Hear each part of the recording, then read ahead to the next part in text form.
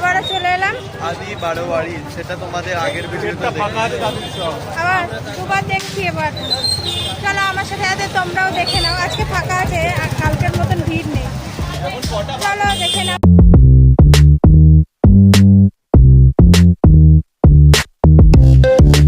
চলে এলাম, আজকে ভিড়টা কম আছে তার জন্য মায়ের মুখটা ভালো করে দেখে নাও তোমরা। খুব সুন্দর হয়েছে। এদিকে অমিত ভিডিও করতে ব্যস্ত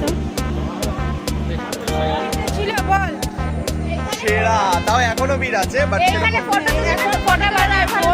4:30 বাজে, তবুও ভিড় আছে লাইটের জন্য, এমনি না।